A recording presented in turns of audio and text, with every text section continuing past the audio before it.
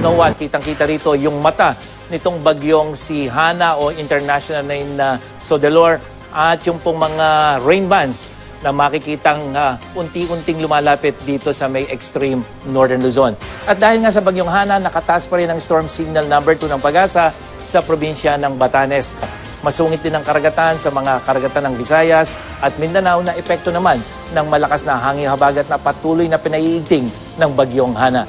Namata ng Pag-asa ang mata ng bagyo sa layo na lamang 360 kilometers northeast ng Itbayat, Batanes kaninang alas 2 ng hapon.